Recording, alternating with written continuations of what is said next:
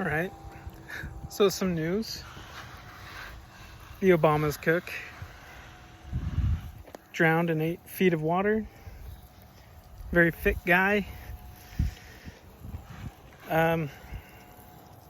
There's a couple of things that came out about that ended up being that were initially something different. So they had to backtrack and change their answers, change the location of the call. They won't name the person who was with this guy. Lots of deceit going on, and this would have been just like, oh, somebody drowned, not even a toxicology report or anything. But then we also have these fires going on. My goodness. Why is it that we have so many shady things happening and so many people are kind of just like, oh, well, just not going to think about it. I think we should draw some attention towards it until we get legitimate answers. I mean, we have a verified guy who was cutting the chain link fence to a closed off area for January 6th. And apparently Capitol Police, they're not interested in finding him. But he was seen talking with somebody who is a known undercover. And I know that you do undercover stuff, and that's fine. But they're literally opening the door wide open for awful things to happen. January 6th insurrection. I'd say so. Not for the same reason the authors say so. And I'm not even a big Trump guy. So, just a lot of things. You want to talk about 9/11? What if I told you that when I was a state trooper, I was going to be with a guy who worked a private security detail and had to fly to New York to pick up a prisoner. And it was at the same jail that Epstein was at. And then we get the news that Epstein didn't kill himself. And then this guy comes back from his security detail thing for a private company. And I'm like, okay, hey, did you do that? Kind of making a joke. He got very serious very quickly. And he never answered the question. Now, I'm not saying that he did do that. But there sure are a lot of coincidences, aren't there? Plus, I gotta look up that security company he worked for. Because, I'm not gonna get into that. So we could be all conspiracy theory stuff, but I mean, they're starting to check out. Even 9/11. There is not a single part of me that believes that our government did not know about the hijacked planes ahead of time. I do not believe that for a second. But does it mean that they did it? No. Because in government, the way things work is you want to build up your case. You want to give yourself a reason for something. And sometimes that takes taking something you know and allowing it to happen. And then going, oh my gosh, well, goodness gracious, well, we need to go find those weapons of mass destruction that we know aren't there. We need to have more access to private citizens' information. Oh, it's just baby steps. Baby steps. Told him in the Book of Mormon, hey, this is going to happen. You should probably question it. You should expose. Isn't it in Doctrine and Covenants that we should expose the corruption? Not that we become accusers, but we let the truth speak for itself.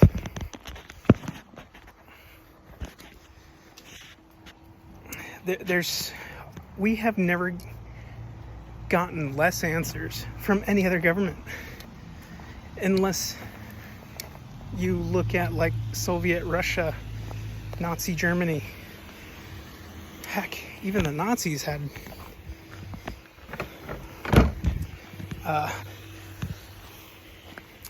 things that they came out with and stated. But I mean, there's things that we know that are obvious lies. Everything about COVID. Did you see how fast people grabbed onto that? There's was it the Stanford experiment where they took students and said, you guys are prisoners, you guys are guards, prison guards, and they played it out. And they saw just how psychologically tormenting and the identity that people latched onto. The prisoners became criminal. The guards themselves became tyrants and criminal themselves. This is something I noticed very highly. I could identify when I worked probation parole. I could tell, okay, this person worked in a prison. I could tell that right away by, one, not very intelligent, and two, and that's not for everybody. It just happened to be what I noticed with my limited intelligence. And two, they were highly demanding, gave no answers. They wanted pure control over things that were menial. Control freaks. Isn't Joseph Smith who said something about anyone who gains a little bit of control,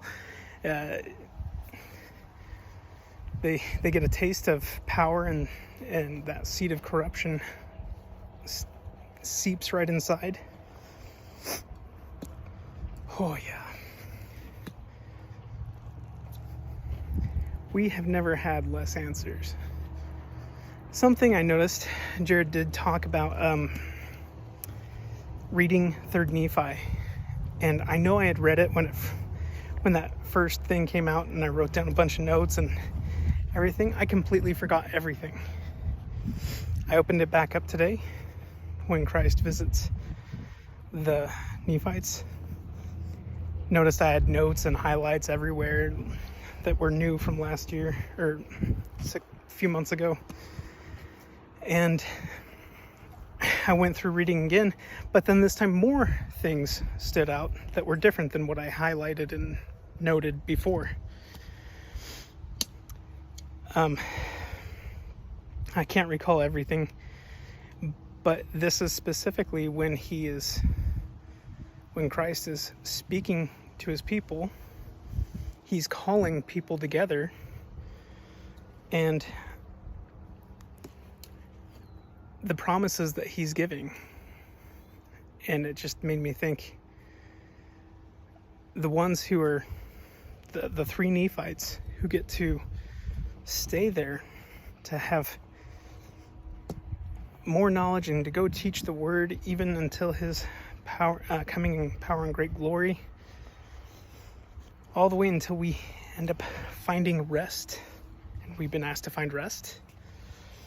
Rest is in the Sabbath, rest is in repentance, rest is in the Savior's return.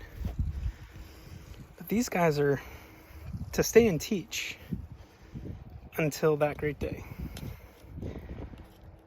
And what I found fascinating was that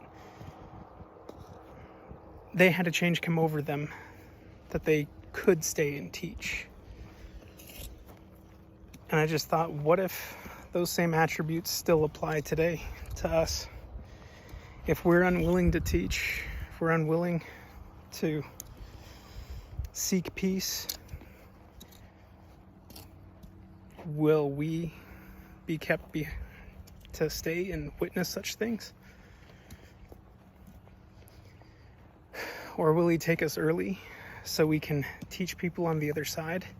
So when the work is done for them, we can have more people at that morning of the first resurrection with us. What was odd is Christ did speak about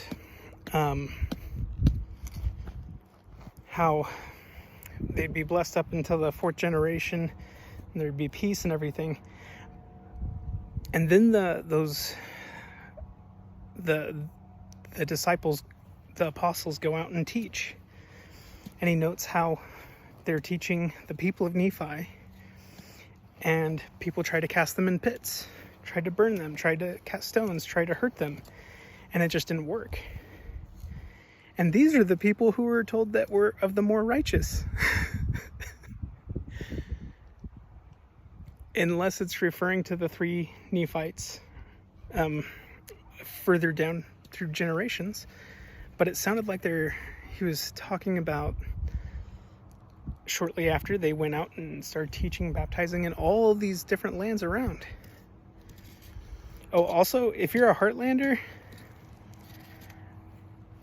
oh man, I may be going back to Central America, guy. The stuff I've been reading from Jerry Grover is just really, really good. And I've covered some of that. For all we know, when I took a canoe up from the Yucatan all the way up, who knows?